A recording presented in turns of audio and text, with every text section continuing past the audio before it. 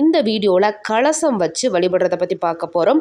அம்மனை அழைக்கிறதுல இருந்து வெள்ளிக்கிழமை அம்மனுக்கு பூஜை பண்ணக்கூடிய நேரங்கள் முதற்கொண்டு அடுத்த நாள் 3வது நாள் அம்மனை எப்படி புனர்பூஜை பண்ணலாம் அப்படின்ற வரைக்கும் எல்லா விதமான விளக்கங்களும் இந்த ஒரு வீடியோவில் நம்ம பார்க்கலாம். புதுசாக இந்த வருஷம் தான் வந்துட்டு நான் வரலட்சுமி நோம்பு பண்ண போகிறேன் அப்படின்றவங்களுக்கு கூட எளிமையாக புரிகிற வகையில் ஸ்டெப் பை ஸ்டெப்பாக இந்த வீடியோவில் பார்க்கலாம். முழுமையாக இந்த வீடியோவை ஸ்கிப் பண்ணாமல் பாருங்கள்.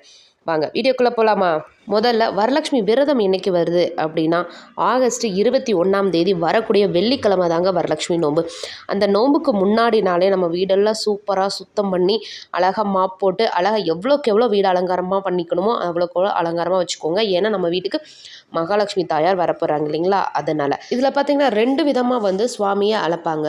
எப்படின்னா வியாழக்கிழமை இரவே வந்து சுவாமியை அழைச்சி வந்து வீட்டுக்குள்ளே வச்சுருவாங்க. அப்புறம் வெள்ளிக்கிழமை பூஜை முடிச்சுட்டு சனிக்கிழமை வந்து புனர் பூஜை பண்ணி முடிச்சிருவாங்க. சிலர் என்ன பண்ணுவாங்க அப்படின்னா வெள்ளிக்கிழமை காலையில் சுவாமியை அழைச்சிடுவாங்க.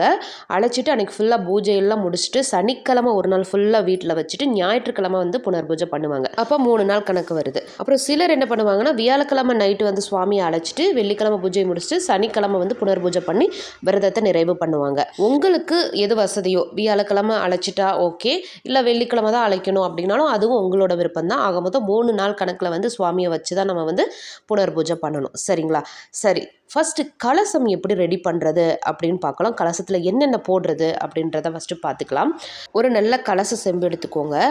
அதில் பச்சரிசி தான் போடணும். ஓகேங்களா? வேறு எதுவும் போடக்கூடாது. பச்சரிசி போட்டுக்கோங்க. மஞ்சள், குங்குமம், ஏலக்காய், பச்சை கற்பூரம், ஜவ்வாது, ஜாதிக்காய், மாசிக்காய், வெத்தலை பாக்கு, வளையல், அப்புறம் கோல்டு காயினாக இருந்தாலும் சரி, இல்லை ஒரு ரிங்கு தான் இருக்குது அப்படின்னாலும் கோல்டு ஒன்று போட்டுக்கோங்க. வெள்ளியில் ரிங்கோ இல்லை வெள்ளி காயினோ இருந்தால் அதையும் போட்டுக்கோங்க. அப்புறம் 101 ரூபா தட்சணை அதையும் உள்ளே போட்டுக்கோங்க. கொஞ்சம் பூ போட்டுக்கோங்க. ஒரு எலுமிச்சம்பழத்தையும் வந்து நீங்கள் அதில் போட்டுக்கணும். அவ்வளோதாங்க. உள்ளே போட வேண்டியது இவ்வளோ தான். அதுக்கு மேலே மாவிலை வச்சுக்கோங்க. இல்லை வெத்தலை தான் இருக்குது அப்படின்னா 5, 7 அப்படின்ற வெத்தலையை சுற்றி வச்சுக்கோங்க. அதுக்கு மேலே தேங்காய், கலச தேங்காய் வச்சு அழகாக தேங்காவை நீங்கள் அலங்காரம் பண்ணாலும் சரி, இல்லை அதில் சுவாமியோட முகம் இருக்குல்ல அதை அழகாக கட்டி விட்டுக்கோங்க. கட்டி விட்டுட்டு மேலே அழகாக பூ வச்சுக்கோங்க. பூ வச்சுட்டு சுவாமிக்கு நீங்கள் எப்படியெல்லாம் அலங்காரம் பண்ணணும்னு நினைக்கிறீங்களோ அப்படியெல்லாம் அழகாக அலங்காரம் பண்ணுங்கள். நான் லக்ஷ்மி தாயார் பார்க்கவே அழகாக லக்ஷ்மி கடாட்சமாக இருப்பாங்க இல்லைங்களா? அது மாதிரி எவ்வளோக்கு எவ்வளோ அழகுபடுத்தணும்னு நினைக்கிறீங்களோ அவ்வளோக்கு அவ்வளோ அழகுபடுத்திக்கோங்க. அப்புறம் என்ன பண்ணுறீங்க அப்படின்னா வீட்டு வாசலில் ஆல்ரெடி வீடு வந்து நம்ம சுத்தம் பண்ணி வச்சுருப்போம். வீட்டு வாசலை வந்து இப்போ வந்து நம்ம ரெடி பண்ண போகிறோம். அழகாக நிலவாசல் இருக்குல்ல அதில் மஞ்சள் குங்குமம் வச்சுக்கோங்க. மேலே மாவிலை தோரணம் கட்டிக்கோங்க. இல்லை வேப்பிலை இருக்குன்னா வேப்பிலை தோரணம் கட்டிக்கோங்க.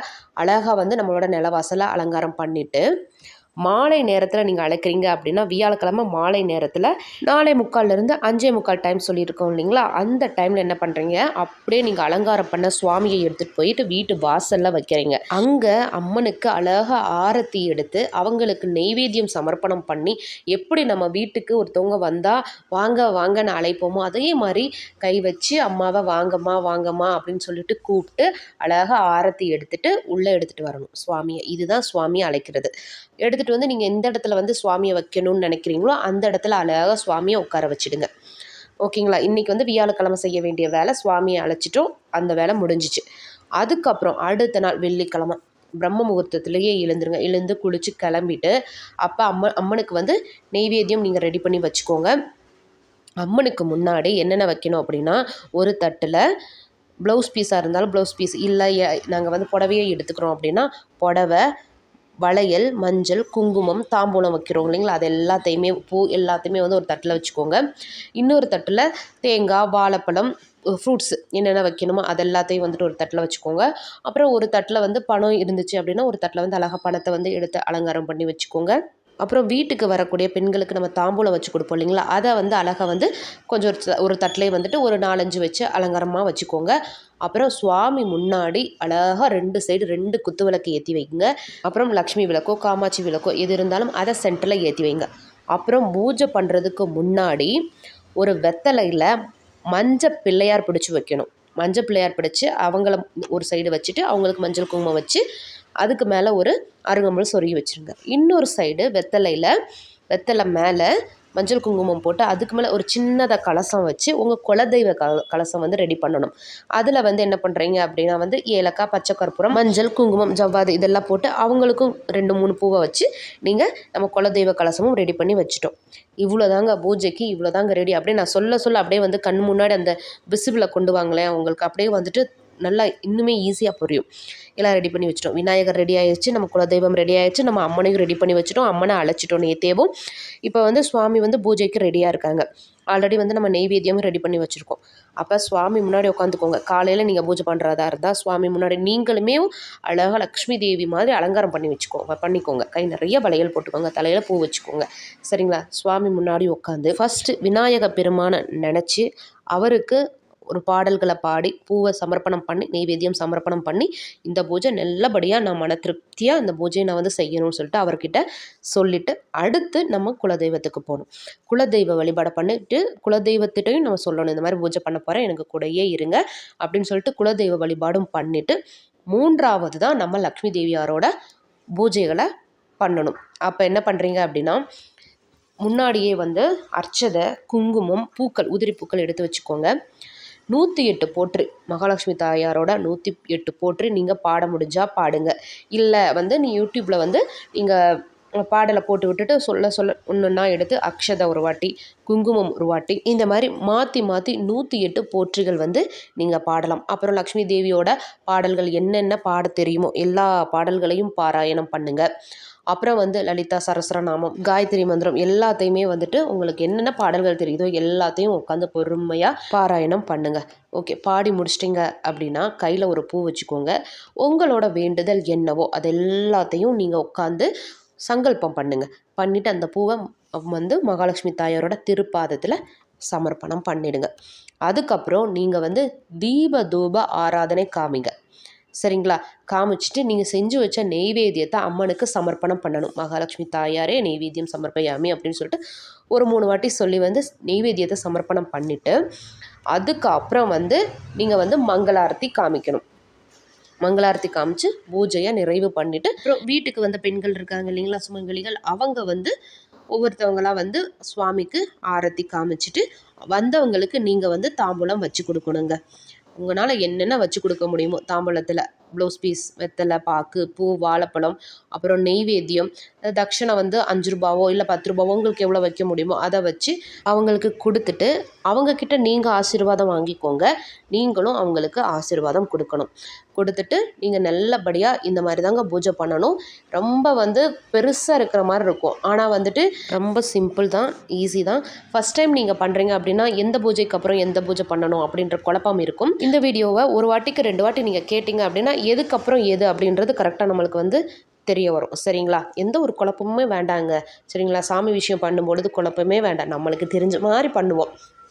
சுவாமி நம்மக்கிட்ட எதிர்பார்க்குறது என்ன, உண்மையான பக்தி தானே. அதனால் தெரிஞ்ச மாதிரி பண்ணுங்கள், எல்லாமே நல்லதாகவே நடக்கும். சரிங்களா? இந்த பூஜை வந்து வெள்ளிக்கிழமை காலையிலையும் பண்ணலாம். இப்போ நான் சொன்னது இல்லை மாலையில் நாங்கள் வந்து பூஜை பண்ணுறோம் அப்படின்னாலும் மாலையில் பண்ணாலும் இதே ப்ரொசீஜர் தான். விநாயகர் வழிபாடு, குலதெய்வ வழிபாடு, அப்புறம் தான் லக்ஷ்மி தேவி வழிபாடு. ஓகேவா? அப்புறம் ஒரு முக்கியமான விஷயம், பூஜை எல்லாம் முடிச்சிட்டிங்க அப்படின்னா லாஸ்ட்டில் அம்மனுக்கு ஆரத்தி எடுத்து, அதாவது ஜிஷ்டி கழிக்கணும்.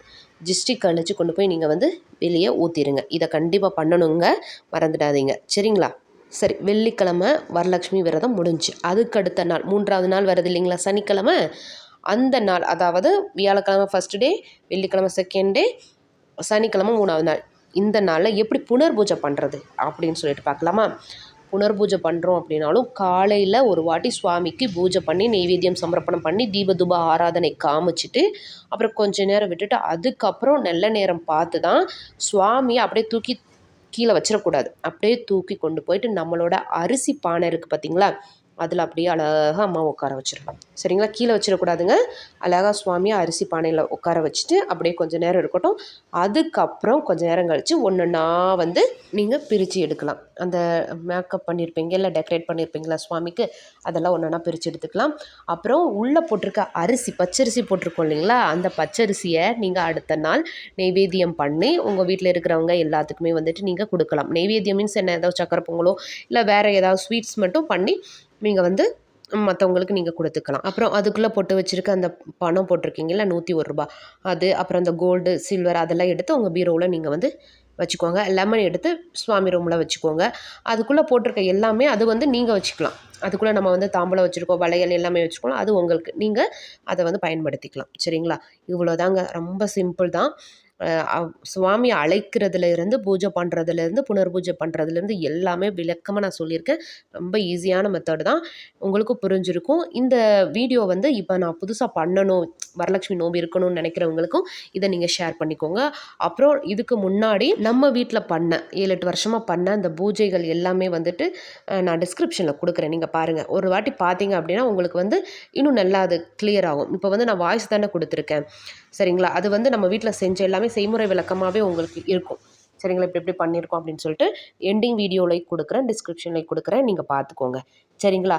அப்புறம் இதை தாண்டியும் உங்களுக்கு ஏதாவது ஒரு டவுட் இருக்குது அப்படின்னா மறக்காமல் நீங்கள் வந்து கமெண்ட் பண்ணுங்கள். கண்டிப்பாக உங்களுக்கு விளக்கமாக அதை வந்து என்னென்ன அப்படின்றத நான் சொல்கிறேன். சரிங்களா? ஓகே, இந்த வீடியோ பிடிச்சிருந்ததுன்னா நம்மளோட சேனலை லைக் பண்ணுங்கள், ஷேர் பண்ணுங்கள், கமெண்ட் பண்ணுங்கள், சப்ஸ்கிரைப் பண்ணுங்கள். மறக்காமல் பக்கத்தில் இருக்க பெல் பட்டனையும் கிளிக் பண்ணுங்கள். அதுதான் வந்து நம்ம போடக்கூடிய ஒவ்வொரு வீடியோவோட நோட்டிஃபிகேஷன் உங்களுக்கு வரும். பூஜைக்கு முன்னாடியே வந்து அந்த வீடியோவை பார்த்து எப்படி பூஜை பண்ணணும், என்னைக்கு வருது அந்த பூஜை அப்படின்றத தெரிஞ்சுக்கிட்டு பூஜை பண்ணுறதுக்கு நம்மளுக்கு ஈஸியாக இருக்கும். சரிங்களா? ஓகேங்க, பாய்ங்க. அடுத்த ஒரு சூப்பரான வீடியோவில் பார்க்கலாம். ஓகேங்களா? நல்லபடியாக வரலட்சுமி நோம்பு செய்யுங்க, சகல சௌபாகியத்தையும் பெறுங்க, நல்லதே நடக்கும்.